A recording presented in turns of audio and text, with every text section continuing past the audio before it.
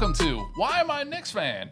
I'm comedian Miller Mark, and my guest today is Anthony Donahue. Welcome to the show. What's going on? Wait, did you say Miller Mark? I thought you were Mark Miller. Well, my stage name is Miller Mark. Miller Mark. Oh, okay. My government name is Mark Miller. Gotcha. So how should I refer to you on the podcast? Either way, people always ask me this. Miller's fine. Miller reminds me of Reggie Miller. Oh, though. yeah. All right, let's go Mark then. Okay. Mark Price. No, Mark Price is a fun player to watch. Yeah, I yeah. have no hate for Mark Price. Oh, yeah. I feel like when you play ball, you probably play like Mark Price. I took a lot of threes and didn't pass. Well, he passed the ball. Yeah, he was a good player. Yeah. A ball hawk. Well, what's up, Mark? Thank you for having me. Yeah, thanks for being Glad here. we cleared that up. Yeah, that's hilarious because it's a running gag with comedians. I take the stage and they're like, "What is your real name?" I'm like, "Well, technically Mark Miller, but Miller Mark's my stage name." Miller Mark's kind of cool. I'm not mad at it. Yeah, it's a tip of the cap to my cousin. We came up with it and it stuck, and it sounds like a rap name too. I need to start dropping bars on here, like Miller Mark coming from the streets to you. All right, I don't know. I think you should. All right, the first question I always ask my guests, and this is a kind of silly question to ask you, but are you a Knicks fan?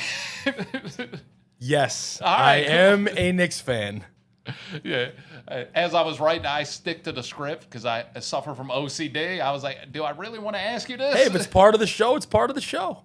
I mean, because you literally bleed orange and blue. I do, and I love it. I mean, you're so synonymous with it. And all right, so it's time to put on your knickers and talk some comedy and Bockers basketball, but not really comedy. It's going to be all Bockers.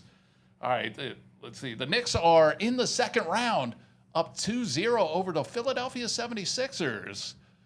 After defeating the Sixers at the Garden last night, 108-102, a rare close game for the Knicks.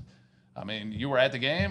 Were you scared they were going to lose it? So you know what's funny, Mark, which is really interesting about last night's game at the Garden, is that I was never nervous. And you're talking to a guy that gets nervous for preseason games.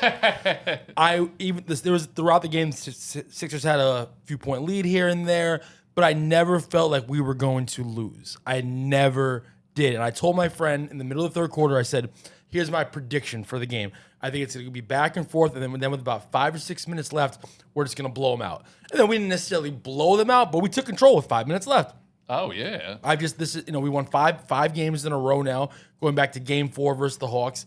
And like I said, I never felt worried last night. This is the best I've seen the New York Knicks play basketball probably since I was 15 years old. Oh, wow. Yeah, me too. I mean, and that was 1999 to date myself. Oh, okay. All right. Yeah.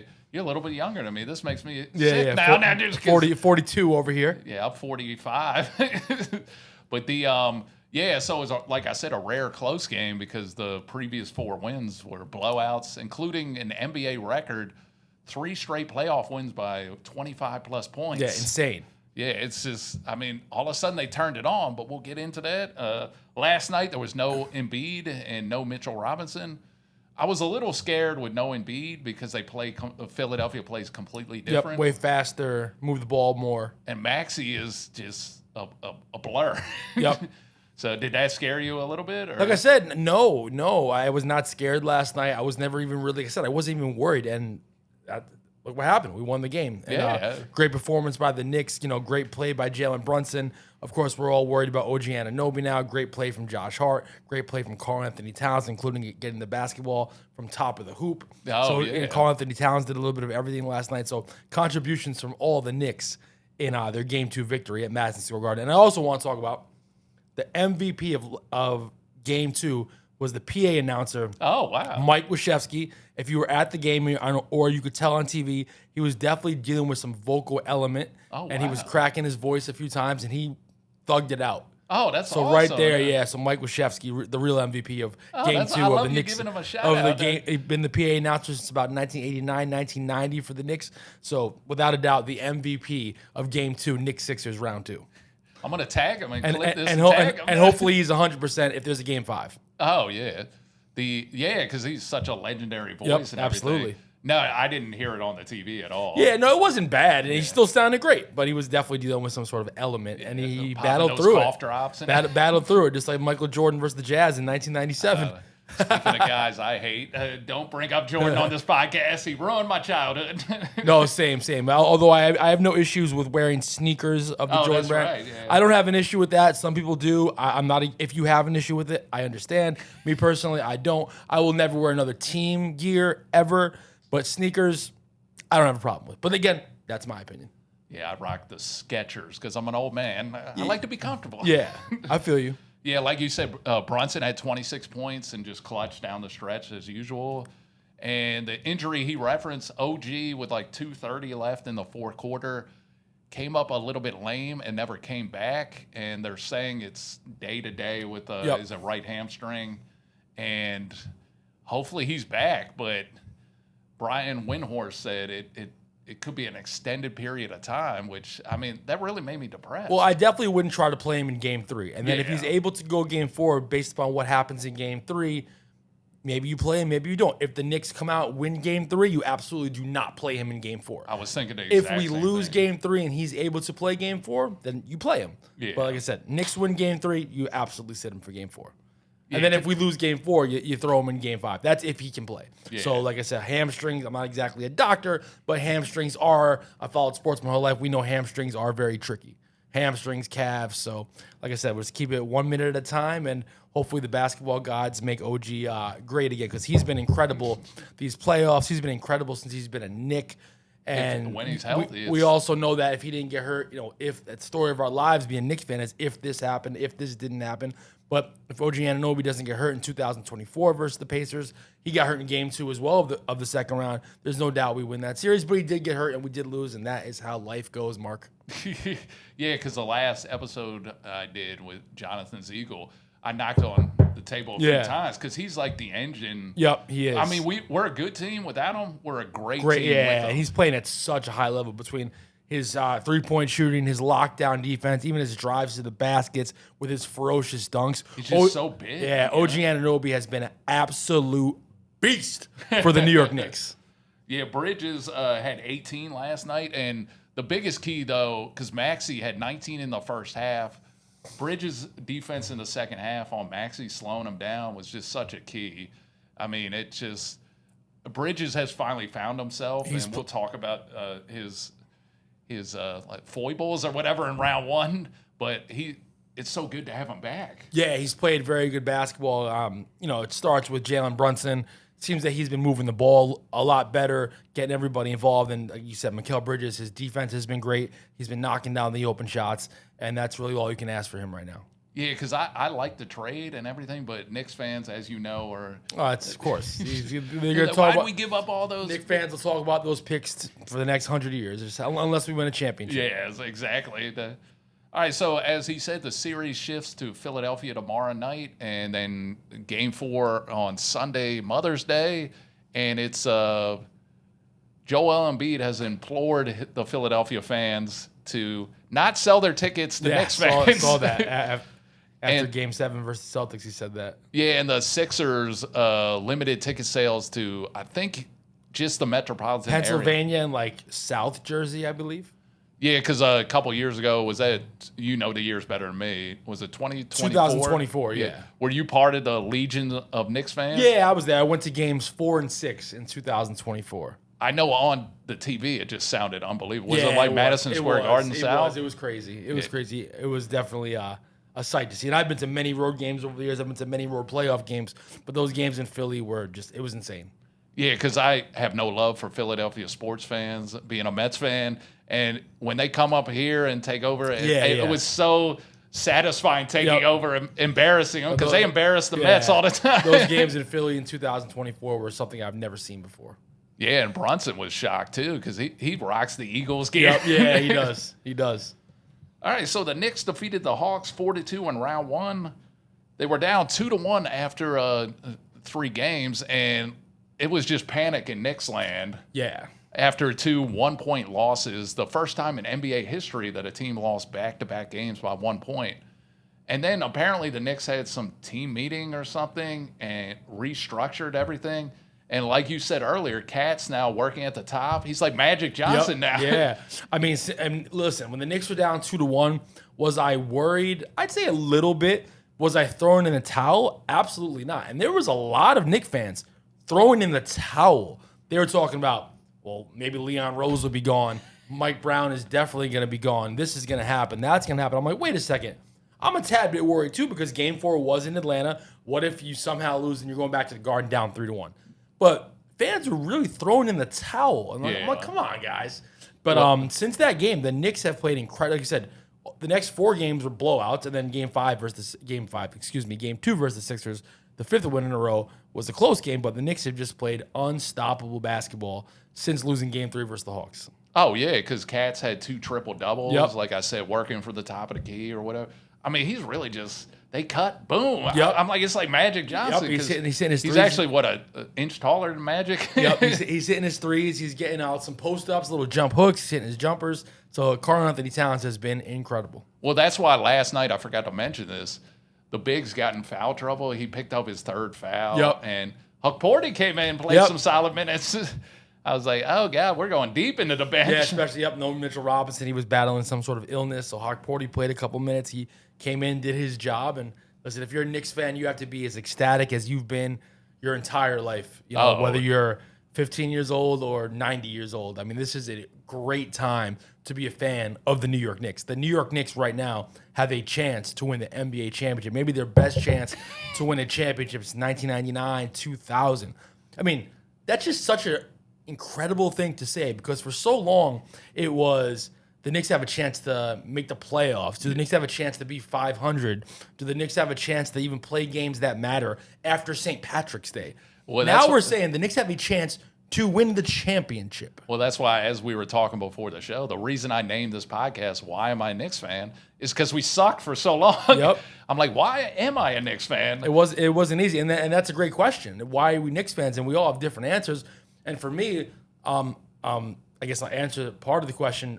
I'm 42, so I grew up in the 90s. Of course, never won a championship, but the first, from 92 to 2001 was great basketball, other than losing the playoffs every year. And then for the next 7, 8, 9, 10, 11, 12, 13, 14, 15, 16, 17 years, basically sucked. You know, we had the Linsanity. We had got to the second round once with the Carmelo Anthony Knicks tape squad. And people would always say, Anthony, why don't you give up? Why do you always do this? And for me, one, I just don't give up. It's just not how I live my life for anything.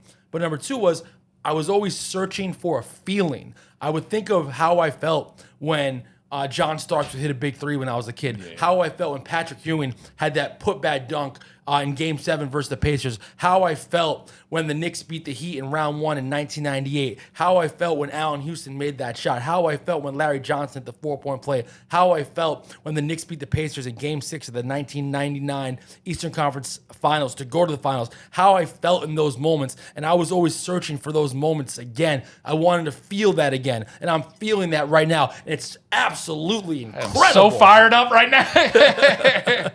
Now it is like a drug. You're chasing because all those moments you said, just the way the ecstatic, it is like doing a hit of cocaine, a line of cocaine. Never done that, but I believe you. I haven't either. I don't know why I'm saying it, but I'm so fired up right now. That was good. That was a good 90-second thing, huh? Better clip that up, producer. Oh, I definitely will. And a part of that series, C.J. McCollum went nuts in the first couple of games. He did.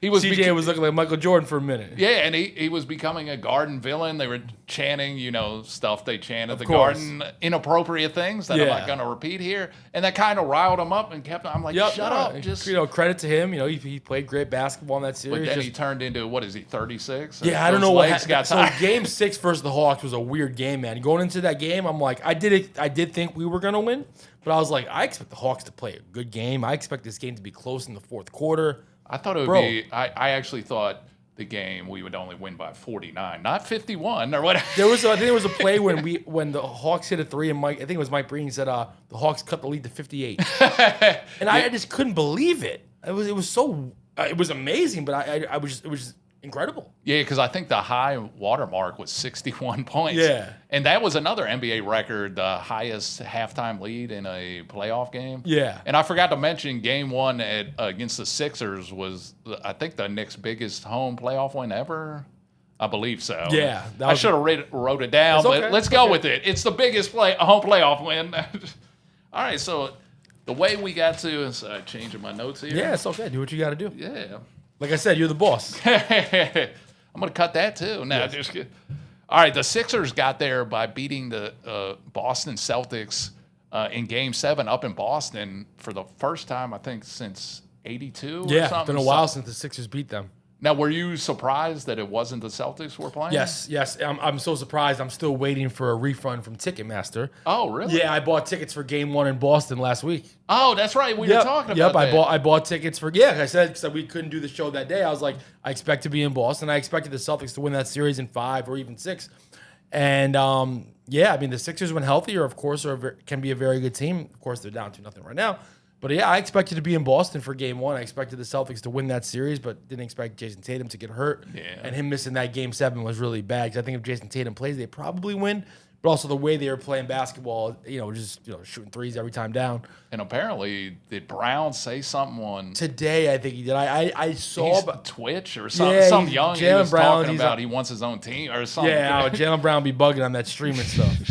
But I can't worry about the Celtics right now, No, but having them in turmoil, I love. I love it too. No, absolutely. But like I said, I thought I was going to be in Boston the other day. Like I said, I had my ticket bought. But luckily, I didn't buy a hotel room or Airbnb. So, like I said, I'll get that refund. So it's all good. That's crazy that you bought the ticket. Yeah, because I got them at regular price, not resale. Let me buy these now. I did that last year too for Game 1, Round 2 in Boston. I got them before the Knicks even advanced. Because I've seen you post about being in Boston. One time on the TV, it was a Cavs series. I saw you. I was like, oh, my boy's at the game. In Cleveland, 2023. I went to Games 1 and 5 that series in Cleveland. Now, do opposing fans give you any issues? A little bit. So here's the thing. When I go to road games, and I go to plenty of road games, I root for my team. I'm passionate about my team. I don't really drink at games, and I don't get in people's faces. I'm not disrespectful. I'm like, yes, go Knicks. Yeah. But I'm not starting trouble. So have fans said things to me? Of course. But no fans trying to fight me, because I'm just rooting for my team. I'm not being a jerk. Well, that's awesome you say that, because I went to a game at Boston, I can't remember many years ago, and they were giving crap to me. And then after they came up to me, they were like, oh, you're not one of those asshole Knicks fans. Well, yeah, no, of course. For me, it's always been fairly fun, because, again, I'm just there rooting for my team. I'm not being a jerk. If the Knicks make a big shot or win the game in the end, I'm not going to turn to a Celtics fan and get in their face. I'm going to cheer, but I'm cheering for my team. You know what I'm saying? Yeah. So I've never really had too many issues on the road over the years. Yeah, because are you you're known in Knicks world. Are you known on the road? Sometimes, there's a famous Knicks fan. Sometimes, there's been times I've been on the road where I remember in Boston, a few times Celtic fans have stopped me and they said, listen, I hate the Knicks, but I like you. Oh, that's I follow awesome. your page. You're easy to root for. Things like that. Oh, yeah, I've been stopped by other teams' fans many times over the years. Oh, that's awesome. Yeah, man. no, it is pretty cool. Yeah, no, because I guess that's why we're simpatico or whatever the saying is, because we're both we just want to root for our team. Don't want to call. Now, my younger days, I got into it with people, but I'm old. It was so stupid. I would say my younger days for sure, when I would go to a Yankee, I'm a Yankee fan too. I would go to a Yankees Red Sox game in 2003 and be wasted, but I was 19. Yeah. Way different time in life, Yeah, you get into a Red Sox fans, but you were talking about turning around to opposing fans. I remember Mets Yankees at Yankee Stadium. The Mets were about to win the game. Pop-up goes up and I'm taunting. I'm turned around taunting. A-Rod, yep. Yeah, Luis Castillo dropped. That's right. And I just had to walk it there with my tail between my legs. I remember that, 2009. Remember that. Yeah, and it's funny. Michael Kay was like, Castillo dropped the ball. Castillo dropped the ball. I didn't even know what happened. I was taunting everybody. I was like, what happened? Man. That was crazy. Yeah, so we met. It was an interesting way we met. We did. Yeah. I called an Uber from my house, and you picked me up. I did. And can't remember how we got talking about the Knicks, but it was the day after Porzingis returned as a Maverick too. Yep. And we just, became fast friends and everything. That's right. I was doing Uber for a little while, which was a fun little side hustle. Yeah, I picked you up. We started chatting and stayed in touch ever since. Oh, yeah, definitely. And that's why it's good to talk with your Uber drivers. You never know. You never know. Correct. It's very true. You answered a couple of these questions. Actually, I want to talk about. I was sad about Dante's injury. Yeah, that sucks. How could you not be sad? Dante's a great guy, great Knick, even though he was only a Knick for 1 year. Well, legendary Easy to root game-winning for shot him and everything. And that injury, like he's most likely not going to play next year. I believe he's in a contract year, so that stunk. That stunk. And then also RJ hitting that game winner. I always loved RJ. Yeah, no, that was nice. That was good for RJ. Unfortunately, they just couldn't make it out of Game 7 versus the Cavs. Yeah, were you at the lottery watch party where we ended up with RJ? In 2019, yes, I was. So we were there. I was. Because I remember taking a picture with Clyde Frazier. Yep. That was a crazy night because we were all desperate for Zion. That's why we, cleared cap space. We had a terrible 2018-2019 season. The goal was to get Kyrie, Kevin Durant, and draft Zion. Yeah. And none of the three happened. I forgot about the other parts because I was just. It's almost unbelievable that RJ was the best of those three. Yep. Morant's got his issues. Yeah, John Morant should be the best. Well, I guess Zion. I don't know. Those two guys have just had a lot of issues. Zion with staying healthy, can't stay on the court. John Morant with his issues off the court, can't stay out of trouble. But they're both, insanely talented basketball players. Yeah, but availability is the best ability is availability. Yeah, and neither Zion or Ja seems to be available for a different reasons for each player. Yeah, because I also I loved RJ's attitude and everything, so I'm always rooting for him. And he's back home in Canada. Yep, so I'm sure he's happy. Yep, he's the guy to root for. Absolutely. Like I said, you answered this already, but who was your favorite player growing up? No? My favorite player growing up was Patrick Ewing, but I always say my favorite was Patrick, but my hero was John Starks. Oh, that makes sense. I didn't want to be Patrick Ewing. Like I didn't want to wear knee pads. I didn't want to post up. I didn't want to, I wanted to be John Starks. I think you would look good with ice bags on your knee. I wanted to be John Starks. When I played, I shot tons of three-pointers, and I'd make a three in like 6th grade. I'd pound my chest like John Starks, I wore a wristband on my arm like John Starks. I was raised by my grandparents like John Starks. Oh, so John Starks was the guy I wanted to. Did you bag groceries like John Starks? I never had that job, but I did deliver newspapers in high school. Okay. Yeah, so John Starks was the underdog. He was the guy I wanted to be. He was the guy I looked up to. Oh, that's awesome. And what's your favorite memory then? You named like 30 of them, but my favorite memory of John Starks? No, being a Knicks fan. No. Oh man, there's so many. My favorite would probably be.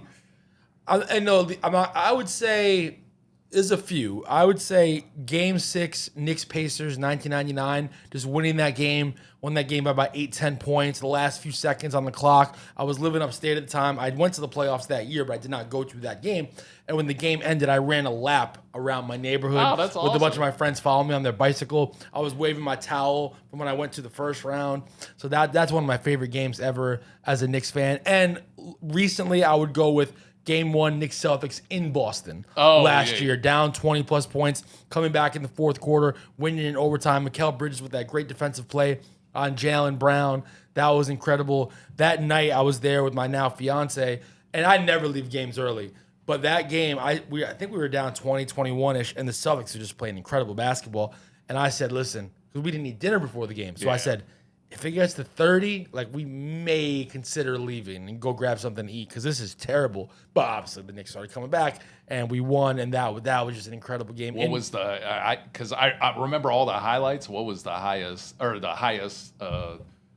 did they get down by 28? I don't remember the exact – I think it was 21-22. Oh, okay. Yeah. I was just wondering how close were you to that 30 No, it never got point? to 30. No, it was like 21-22. We came back, won the game in overtime. So that lately, that was probably my favorite Knicks memory, that Game 1 in Boston. And, of course, Game 6 versus Celtics last year, we won by a gazillion points. But it's being outside the Garden after that game, first time going to the conference finals since the year 2000. Yeah. When we were all using dial-up internet and AOL Instant Messenger. So that was... I'm not good at sounds. Yeah, so that was an incredible moment. And now, hopefully, we can really get to that mountaintop this year. Yeah, because 73 is way too long. Yeah, it's 10 years before I was born. Yeah, all right, so where can people follow you? You can follow me on social media, Instagram, Twitter, TikTok, although I don't use TikTok a ton. It's Anthony MSG. Yeah, that's why when I asked, are you a Knicks fan, I didn't want to give away that you're literally MSG. Yeah. Follow me there. I do tons of cool stuff, so... if you're ever interested in anything I do, hit me up. Yeah, and do you have anything to promote, like one of your get-togethers? Or no, because the season of my events is basically over. But definitely for next year, follow me. Shoot me a message. Definitely love to have anybody that wants to come to any of my events. Yeah, because his events are they're unbelievable. They're so much fun. It's just a great time. Thank you. Get good food Absolutely. and everything. Yes. So definitely follow him and look up his events for next season and everything. All right, the 12th man is in the game, which means this podcast is almost over. I would like to thank Anthony for being my guest on this episode. Thank you for having me. Miller Mark. Yeah, there we go. Miller Mark.